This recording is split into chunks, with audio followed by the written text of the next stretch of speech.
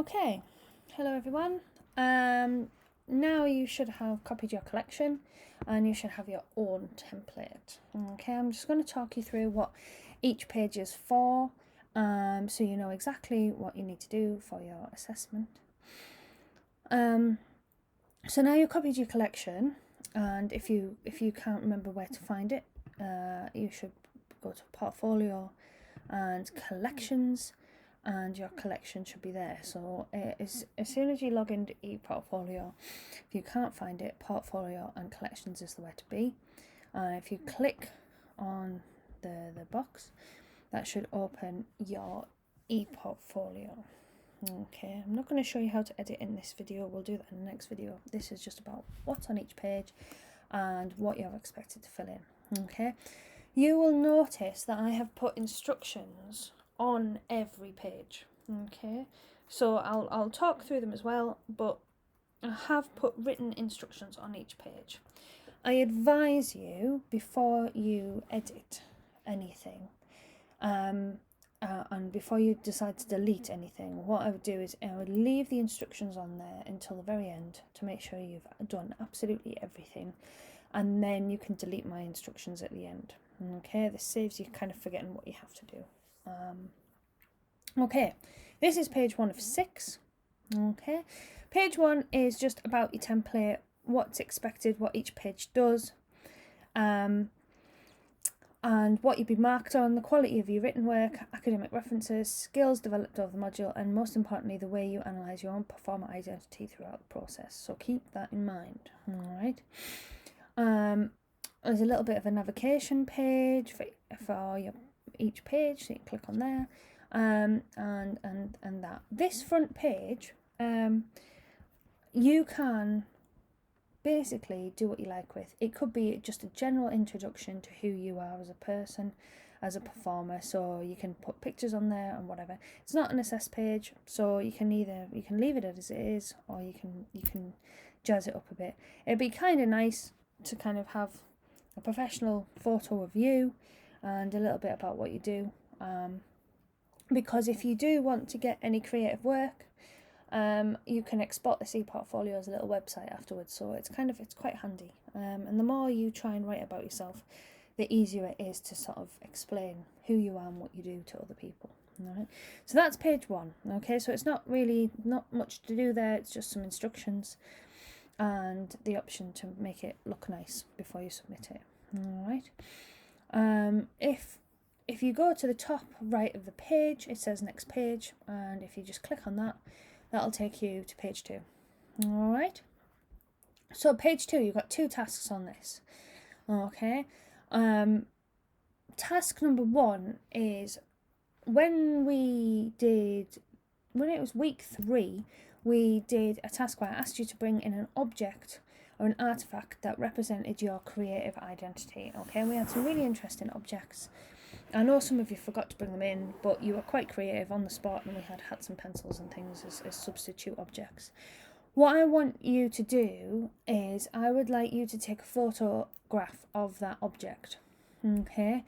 And I would like you to do what we did in class and draw a creative timeline of your creative development from birth to now, and mark on there where your creative object was. Okay, so if it was your first ballet lesson when you were 3, you'll mark that when you were 3 years old on your timeline. You can put other important events on your timeline that are linked with your creative development, but make sure your object's on there. Okay, some of you might have saved that from when we did it in class, some of you might not have, so you might just have to do it again. You can do it as on a piece of paper and photograph it and upload it, or you can, in Microsoft Word, you can do one of the flow charts and save it as an image and pop it in. Okay, so that's step 1. Okay, step 2 is a little bit more in depth. Okay, so based on those ideas that you present above, so with your object and with your timeline, I would like you to critically analyse your creative performer identity through references to skills, techniques, influences, genre, style, and experience. Okay, if you remember in week 1, we talked about what we valued or what we classed as being creative, and what we thought built our identity. Okay, so you might want to draw on some of that discussion as well when we talked about, was it hereditary, was it influenced by your environment, and those sort of things. So you might want to go back to your notes from week 1 and think about that as well. Only about 800 words, but I'd like you to put some theoretical literature in. So if you're talking about your development as a dancer and some of your techniques, and you do ballet, then you might want to reference some ballet technique. Or if it's about performing to camera, it might be something to do with that. So I want you to put some theory in there, just to support your points and to sort of support that idea that the techniques and skills that you have as a performer are industry skills. Okay. Obviously, if you're referencing in text, that goes on this page. But also page 6, the final page of your portfolio, is a bibliography page. So all of your full references that you normally put at an end of an essay, I want you to put on that bibliography page at the end. Okay, rather than putting them on each page. So save them, put them somewhere, and then put them in your final page at the end. Okay. On every single page of this, you can include photos, videos, links to YouTube. You can include links to songs and tracks, or whatever it is that helps you get across who you are as a performer. Okay, it might be a clip of a scene from a film or a TV show with a particular actor in. That's all okay. Okay, the whole point of us doing this work as a digital portfolio is so that you can represent yourself and your ideas in more ways than just writing. Okay. If you do that, just make sure that you are also referencing those videos and things, because they are still a source and they are still referenceable. Okay, so make sure you do that too. All right. So that's page 2. Okay, that's your first real bit of work. We've already done step 1, or the first part of the task, in class. So we've already done that. That shouldn't take you too long to write up. And step 2 is a little bit more involved, but it shouldn't take you too long to do, okay, because it's about yourself. Alright, these tasks are based on the Miranda and July, the Learning to Love You More tasks that we also looked at in week 3. So they're kind of directly linked with that worldwide project that went on. So we're kind of mimicking that idea on this page. Alright. So if you click along to page 3, this is your technical skills page. So as part of the course, thankfully, we managed to get them all done before the university closed. We have done sound editing with John, film editing with Gary. The group that didn't manage to do film editing with Gary has put a load of videos and tutorial videos on Canvas, so make sure you have a look at them if you missed it. And he also said he's quite happy to email, Skype chat or anything about that if you get stuck. We did lighting with Sarah and Chris. Sarah did a movement workshop.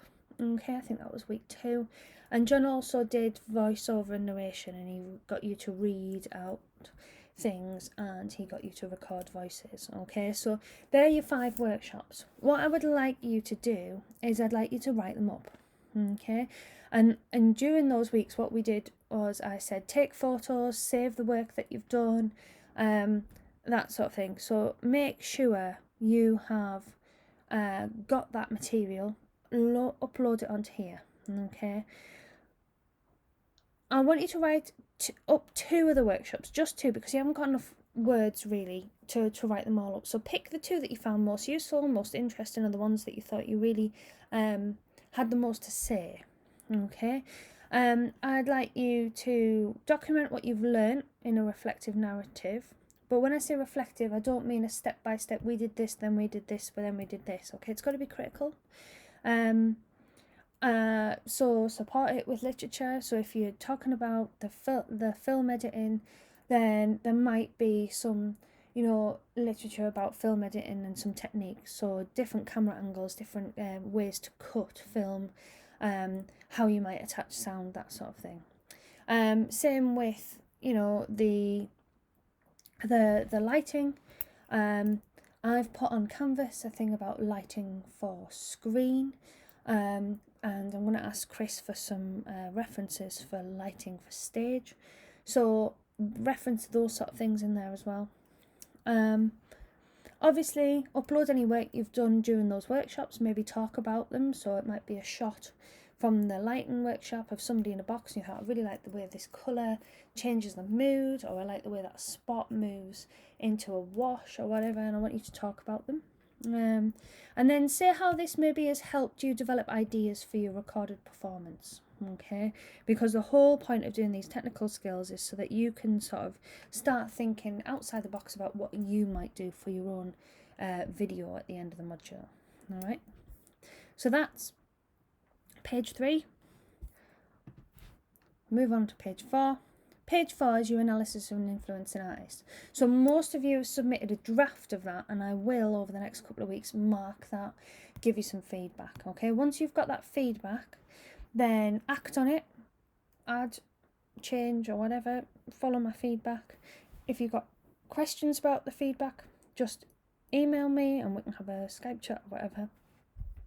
That goes on this page. All right, I've put some extra questions on there that might help you take it a little bit further. All right, and then I've also put some examples of a photo and a video. You might want to add a video of the artist or the show or the performer or whatever, or the film which has been directed by the person that you're talking about, whatever, and some photos. If you do add a video, talk about it. Underneath, put some text that says, you know, this is an example of so-and-so's work. I really like this because it really demonstrates them in this way. And that would be really, really helpful. So make sure you do that. Also, any videos or photos or anything like that, make sure you reference in your bibliography on page 6. Alright, so that's that one. You've pretty much done that one if you've submitted the draft, and you'll get my feedback in the next couple of weeks. Alright.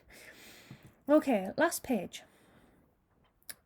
Right, so this is your recorded performance plan and progress journal. So what I want you to do is, as you're thinking about what you're going to do for your recorded performance, I want you to document it on here. Okay, so it might be a scene by scene timeline of your planned video. It might be a couple of plans that you talk about. I quite like this idea, I quite like this idea. I'm thinking of experimenting with costume, or thinking of experimenting with camera angles, or whatever it is. Include that on here, okay?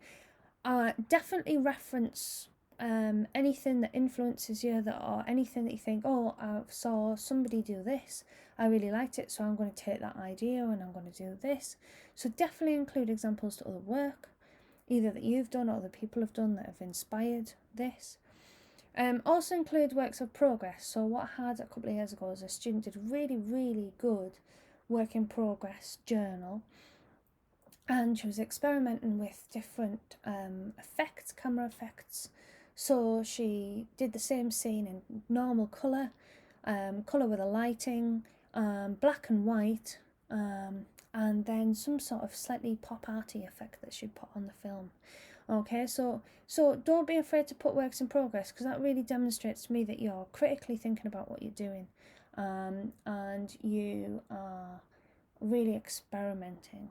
Okay, this recorded performance is experimental. So yeah, document all of that on here. All right, the sky's the limit with this page. So you know, don't be afraid to think outside the box with what you're doing.